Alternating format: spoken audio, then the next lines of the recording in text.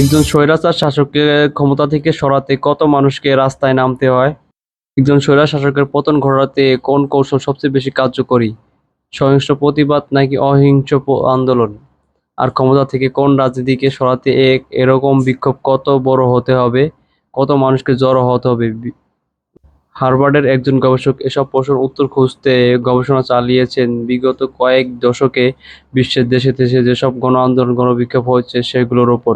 এই গবেষণার ভিত্তিতে তিনি বলেছেন, কোনো জনগোষ্ঠীর মাত্র ৩.৫% মানুষ যদি গণবিক্ষোভ যোগ দেন তাতেই তারা সফল হতে পারেন। বিগত কয়েক দশকে বিশ্বে স্বৈরতান্ত্রিক শাসন ব্যবস্থার পতন ঘটানোর সফল আন্দোলনের অনেক নজির আছে।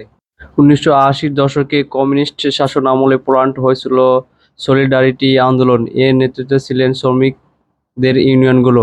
দক্ষিণ আফ্রিকায় দীর্ঘ কয়েক বছর ধরে চলছে বর্ণবাদ বিরোধী আন্দোলন। চিলির স্বৈরশাসক অগাস্তো পিনোশের পতন ঘটেছিল গণ আন্দোলনের মুখে। সার্বিয়ার প্রেসিডেন্ট স্লোবোদান মিলোসেভিচকে ক্ষমতা থেকে সরানো হয় সফল আন্দোলনের মাধ্যমে।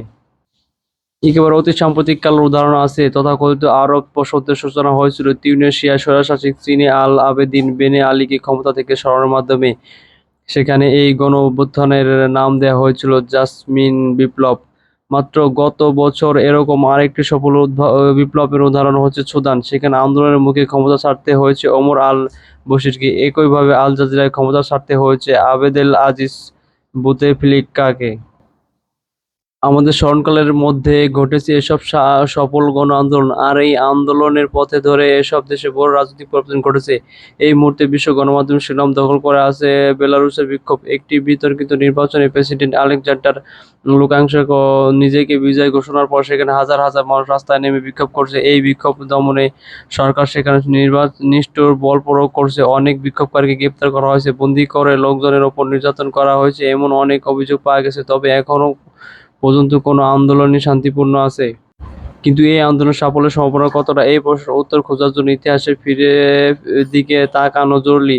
হার্ভার্ড বিশ্ববিদ্যালয়ের রাষ্ট্রবিজ্ঞান অধ্যাপক এরিকা চেনওয়েথ ঠিক এই কাজটি করেছেন। তেমনি বাংলাদেশের কোঠাবিরোধী ছাত্র আন্দোলন পরাশক্তিশালী আওয়ামী লীগ সরকারকে ক্ষমতা থেকে নামিয়েছিল। ১৯৫২ সাল থেকে ২০২৪ সাল পর্যন্ত বাংলাদেশে যতবার ছাত্র আন্দোলন হয়েছে সবগুলোতে সফল। আজ পর্যন্ত কোনো ছাত্র আন্দোলন ব্যর্থ হয়নি।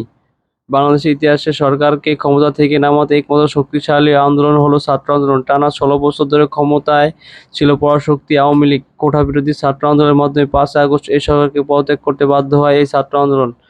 ৫ই আগস্ট নতুনভাবে আবার স্বাধীন হলো বাংলাদেশ। বিশ্ববাসী আবার নতুন রূপে দেখবে বাংলাদেশকে। একমাত্র ছাত্র আন্দোলনই পারে সবচেয়ে কঠিন এবং পরাশক্তিকে ক্ষমতা থেকে নামাতে।